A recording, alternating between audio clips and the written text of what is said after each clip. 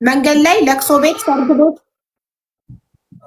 በፍጹም ቤተክርስቲያን እየሄድን አረ ቤተክርስቲያን ማታ ጉባኤ ምናምን ስንሄድ እሱም ተከትሎን እየሄደ ምናምን ከአባቴ አጎት ልጅ ጋር አንድ ላይ ነበረ የምማረው ማለት ነው። እሺ ተከራይተን ማለት ነው። ከዛ በቃ ቤተክርስቲያን ስንሄድ ማታ ማታ ከኛ ኋላ ይከተለናል። በቃ እሱ በቃ ብዙ ነገር ውጣ ውረዳየ። ከዛ በኋላ ያው መጨረሻ ያው ሴትም ነሽ እንደገናም ደግሞ ወርቀሽ ደግሞ ስትኖሪ ማለት ነው ማንም ወንድ በቃ ይደፍርሻል። ማለትም ደብተር የመውሰድ ነገር አለ፣ መጽሐፍ የመውሰድ ነገር አለ። በጣም ቻሌንጅ ነበረብኝ በሰዓቱ ማለት ነው። ስለዚህ የሆነ ነገር ሳትሆን ከአንድ ሰው ጋር መጠጋት እንዳለብኝ አስብ ነበር።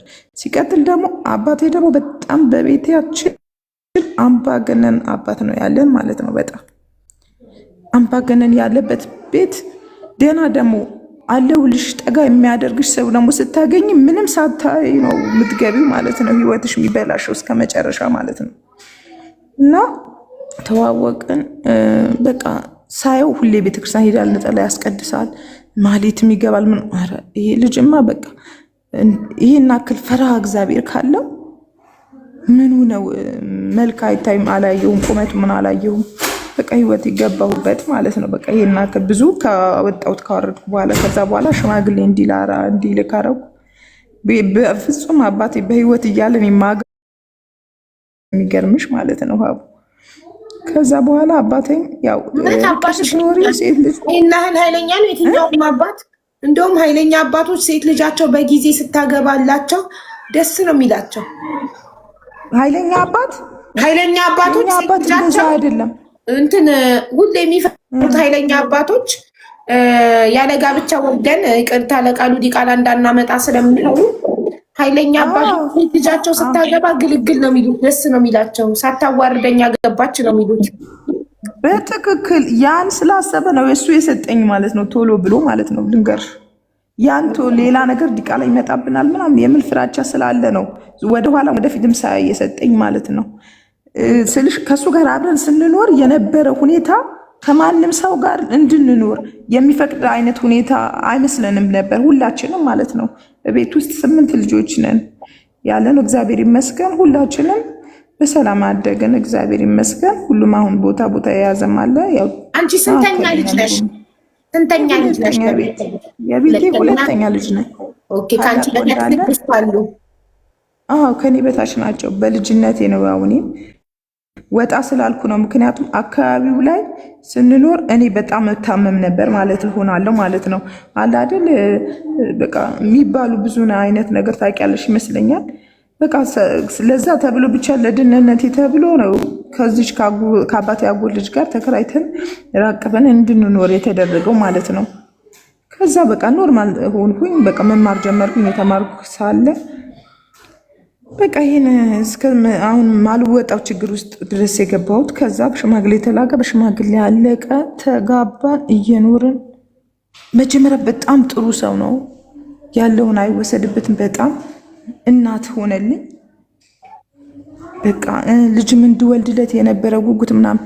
ከዛ በኋላ ነው በቃ ቤተሰቦች የእሱ ቤተሰቦች ውስጣችን እየገቡ በቃ በእነሱ ውስጥ እየተመራን። በነገራችን ላይ ስራ የሚሰራው ከእህቱ ጋር፣ እህቱ በጣም ሀብታም ናት። የምታስተዳድረው ሁሉም በእሷ ስር ታላቅ ናት፣ እሷ ናት። በቃ ምን መሆን አለበት መሰለሽ ሀቡ፣ ሁሉም ሰጋጅ፣ ለሁሉም አስተዳዳሪ፣ ለሁሉም በቀየሰችው መንገድ እንዲሄድ ነው የምትፈልገው። ይሄ ልጅ ደግሞ ያሳደገችው ከልጅነቱ ጀምሮ ጡት ነጥዬ ነው ከእናቴ አምጥቼ ያሳደጉት ትላለች የኔ ባለቤት ማለት ነው። የሁሉም መጨረሻ ነው ከወንዶች ማለት ነው። እና በቃ ጫናዎች እየበዙ መጡ። በቃ የሚያደርገው ማለት ነው ውጭ እንዳልወጣ፣ በልጆች ቢዚ እንዲሆን፣ ከቤት እንዳልወጣ፣ ከሰው ከውጭ ሰዎች ደግሞ እንዳልግባባ፣ ትምህርቴንም እንዳልቀጥል የነበረ ትምህርት ባልትዳር ከሆነች በኋላ ከወለደች በኋላ ትምህርት ምን ያደርግላታል? ባልትዳር ሴት የወለደችው ማስተማር ነው እንጂ ያለባት። በቃ ምክሮች እየመጡ በቃ እየተቀበለ እየተበላሸ መጣ ማለት ነው ህይወቴ። እሷ ባለችኝ መንገድ ብቻ መሄድ እንዳለብኝ ነው እንትን ማለት ያለባት ማለት ነው። በቃ ከዛ እየኖርኩኝ እየቻልኩኝ ለነዚህ ለወለድኳቸው 2 ወለድኩ በተከታታይ እግዚአብሔር ይመስገን፣ ወንድና ሴት ሰጠኝ። ጤነኛ ልጅ በቃ እሱ ደስ ለካ እኔ እንጃ ብቻ ሀቡ በቃ አንቺ ስራ ነበር ማለት የባለ እህት የምትመራች የባል ጥገኛ ስትሆኚ ነው ስራ አትሰሪም ነበር? የቤት እመቤት ነኝ እስከ 2 ልጆች እስከምወልድ ድረስ ማለት ነው። በቃ በሱ ነበር የምተዳደረው ማለት ነው። እሱ ምንድን ነው የሚሰራው? እሷ ቤት ነው የሚሰራው። ትልቅ ድርጅት ነው፣ ባልትና ድርጅት ነው የሚሰሩት። ያከፋፍላል። ድፍን ሃይሱዝ ሌላ ሀገር ብዙ ሀገር ሱቅም አላት። ሌላ ሀገራት በጣም ይሰራጫል። በቃ 2 ቀን 3 ቀን ያድራል። በዚህ ሰዓት ሳይሆን አሁን ከ8-7 ዓመት በፊት ጀምሮ የነበረው 2 ሚሊዮን 3 ሚሊዮን በ3 ቀን ወጪ አድሮ ምናምን ያመጣላታል፣ ያስረክባታል። ቤቱ በ3 ቀን ይገባል፣ ልጆቹ ያያል። እንደዛ ነው በቃ ቤት የሚቆየው። ማታ ይገባል፣ ማታ ይወጣል። ጭራሽም የሚያቀን እንዳይመስልሽ። በቃ እሁድ ቀን ነው። ልጆቹን አብረን አጥቤ ምን ብዬ ጠብቀዋለሁ። ቤተክርስቲያን ይዘን እንሄዳለን፣ አስቆርበን ወደ ቤታችን እንገባለን። ያለ ነገር ከዛ ውጪ ማለት ነው። በቃ የእሷ ስራ እየጠነከረ እየሄደ ቤት መብላት አቆመ። እሷ ጋር ፕሮግራም ይኖራል፣ ሁሌ ይዛ ይጠራል። እኔ ምናልባት ተጠርቼ እንኳን በሆነ ገጠመኝ ብዙ ቀን በሆነ ሁሌ እሄዳለሁ እኮ አግዛለሁ። በቃ እንደ ሰራተኛ በይኝ፣ በቃ እንደ ሰራተኛ ራሴን ሲቀርግ በጣም ነው። እህቱ ናት፣ እርግጠኛ ነሽ? አዎ እንዴት እንደሆነ ልንገርሽ። በቃ ሀቡይ እንዴት እንደመጣን በቃ መጀመሪያ የነበረን ሰላም። ምክንያቱም ስማር እንዳለም እሷ ተናግራ አስቆሞኛል ትምህርቴ። የወለዱት ልጅ እንጂ አሁን ለብሰው መውጣት ባለትዳር ሴት ምንድን ነው? በቃ በብዙ ነገር ጣልቃ እየገባች ነው ወደዚህ ደረጃ የደረስ ነው ማለት ነው። አሁን ያቆምነው እንደሰራ ብዙ ነገር እህቱ ቤት እየሄድኩኝ እሰራለሁ ላይ ነው ያቆምነው። አገለግል ሆን ይችላል ካልሄድኩኝ እህቴን ምን አክል ብትንቂያት ነው? ያው እሷ ተነጋግረው እህቴን ምን አክል ብትነቂያት ተጠርተሽ ማትሄጁ ልትበይ ልጠጪ እንጂ ምን ልታደርጊ? እኔ ነኝ የቀረብኝ። በቃ ደግሞ አሞኝ ሊሆን ይችላል። ምን ሆንሽ ይቀድማል እኮ በቃ ብዙ ነገር ከእሷ አቅጣጫ ብዙ ነገር እየመጣብኝ መጣ ማለት ነው። ከዛ እየቻልኩ እንግዲህ አሁን በሱ ስንት ተጠርቻለሁ። እንደገና ደግሞ ያደግኩበትን አያለው ወደኋላ የማልወጣበት በቃ ይሄ ስልሽ አሁን ባጫጭሩ ነው እንጂ ምነግርሽ ሀቡ አመት ማያልቅም። ታውቂያለሽ ያሳለፍኩት 14 ዓመት ያሳለፍኩትን መከራ ማለት ነው። እና አሁን የ5 ልጆች እናት ነኝ አሁን በአሁን ሰዓት ማለት ነው። በልጅ የ5 ልጆች እናት ነኝ አሁን ማለት ነው። ምን ነው 2 ልጅ እያለ መከራሽ የጀመረው በቃ ሀቡዬ አይምሮሽ ያደግሽበት ማህበረሰብ በጣም ይይዝሻል። በቃ ሀቡ እንዴት ብዬ እንደምነግርሽ አላውቅም። በቃ ውስጥ አሁን ደግሞ ያለው ሰዓት ውስጤ በቃ ብቻዬን ልጆቼ ከሸኘሁ በኋላ ህፃኑ ማያውቅም። አሁን ያለን 2 ልጅ ላይ ነው። 2 ልጅ ተወልዶ ሰላም የለም። እናት ደስተኛ ካልሆነች ልጆቿን ደስተኛ ማድረግ አትችልም ማለት ደስተኛ ሳትሆኚ ልጆች ደስተኛ ሳይሆኑ እላያቸው ላይ ሌላ 3 ልጅ መጨመር ትክክል ነው ወይ? አይደለም ሀቡ ምን እንደሆነ ታውቂያለሽ? ልጅነትም አለብኝ። ያው ነገ ልጆችሽ ሌላ የባሰ ህይወት የሆነ ነገር ከሆነ ሰው ስትሰሚ የባሰ ህይወት አለ፣ ከአንቺ የባሰ ህይወት አለ የሚልሽ ሰው አለ። እኛም እንደዚህ ነኝ የሚልሽ ሰው አለ።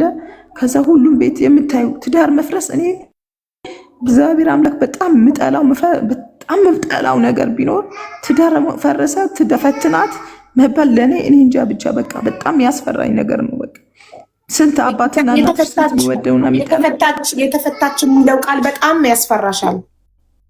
በጣም ያስፈራኛል። በቃ ሞት ይሻለኛል በቃ።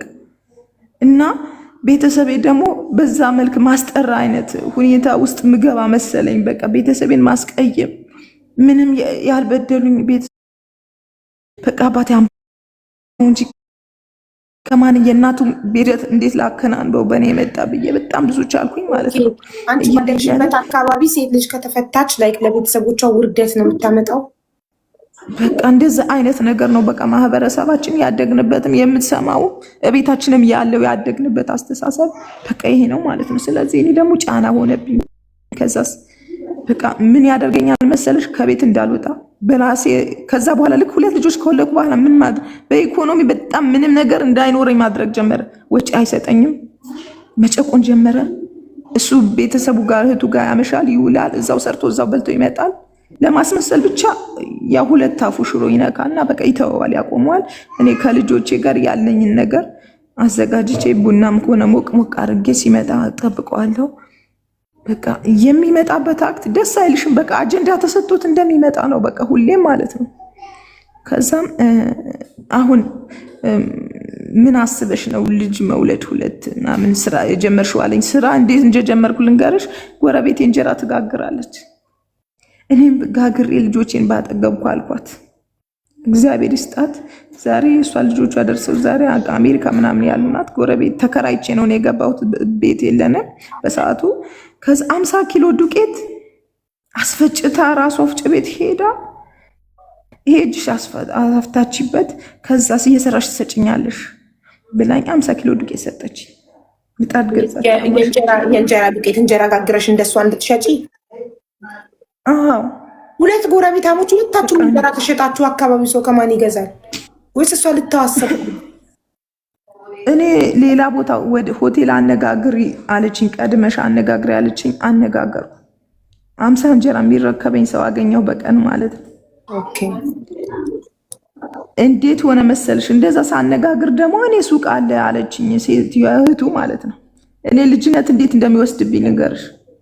ከዛ እሷ ጋር ዛሬ 10 እንጀራ ሽጬ በማግስቱ 15 20 እያለ ደረሰ መሰለሽ።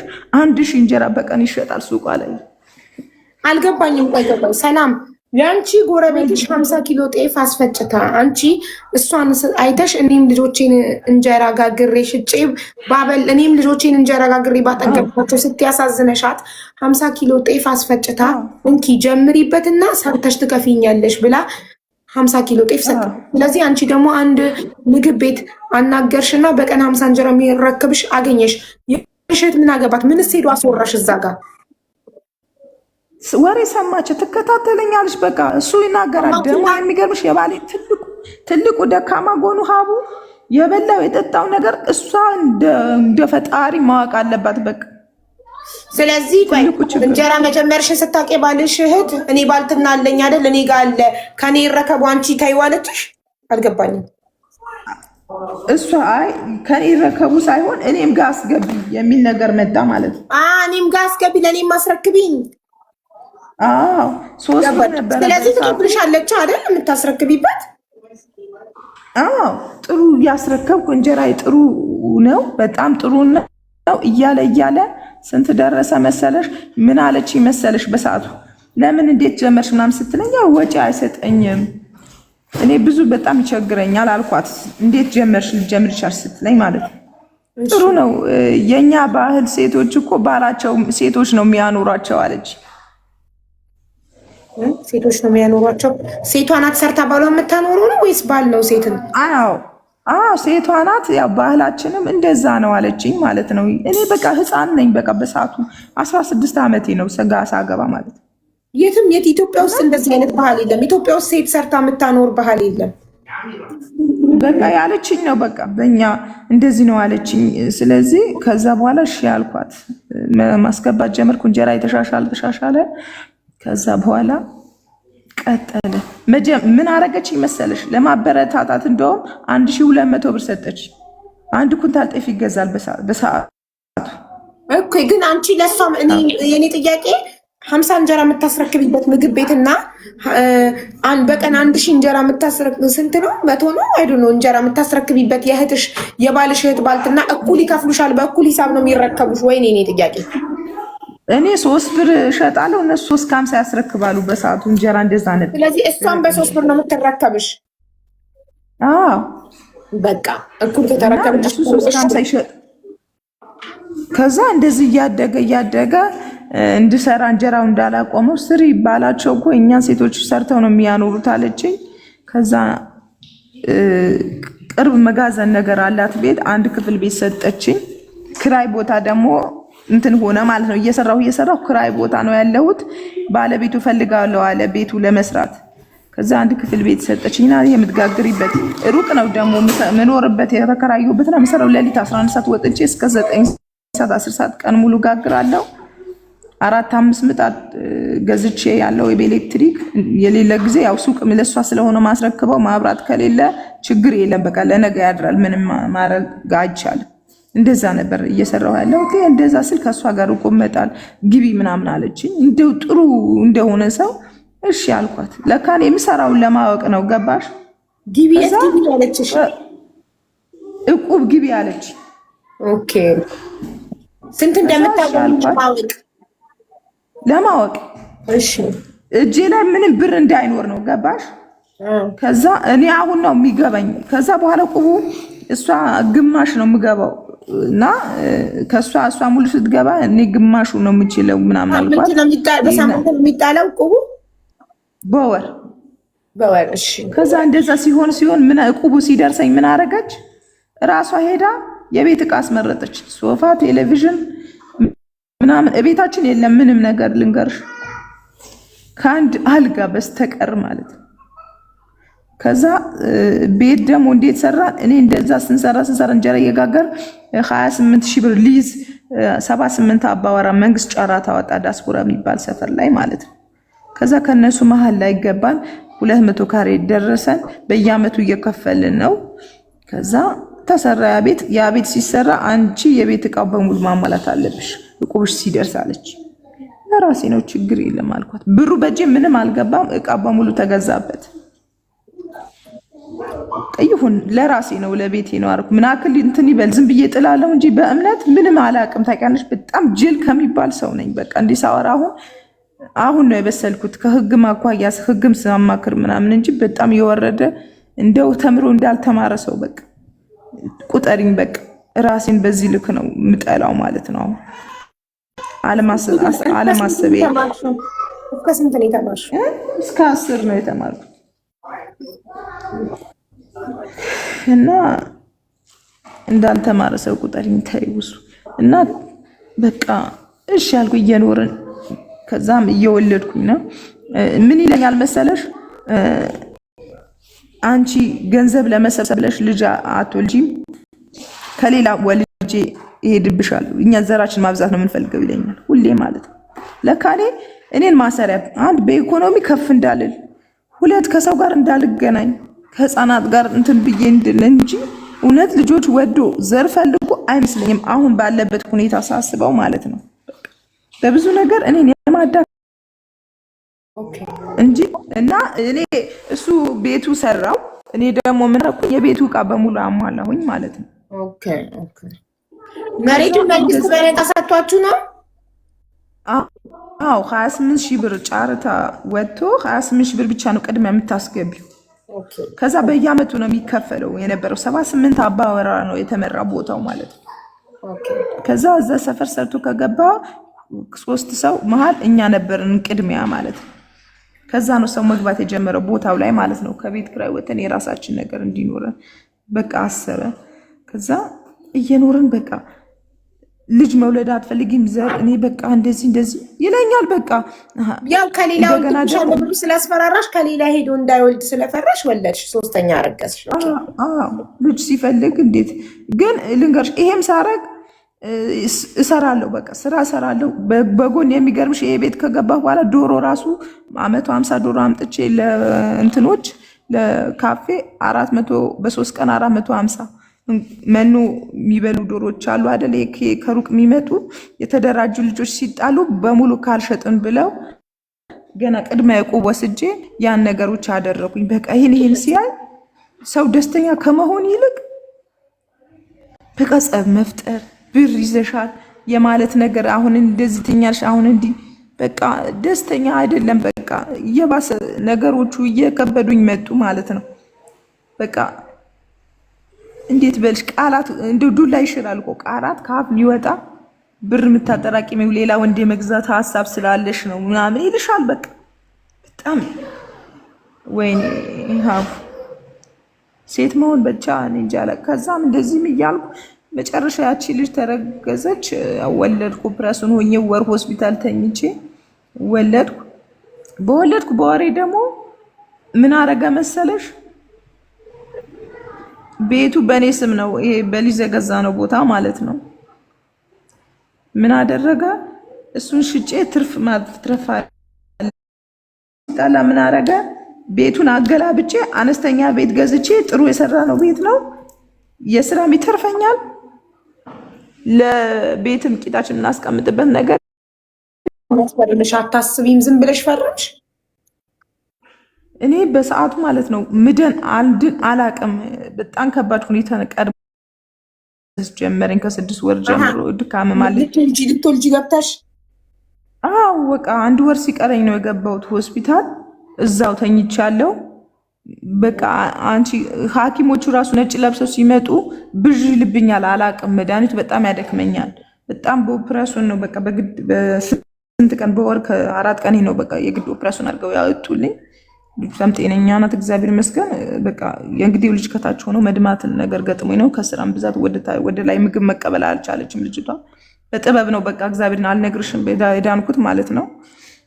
ከዛ በቃ እኔ በቃ ብቻ መፈረም ነው ያሰብኩት። እንደፈለገ አድርግ ብዬ ሽጦ ሌላ መሬት ገዛና እዛ ደግሞ ተከራይቱ ጠበቀኝ ማለት ነው።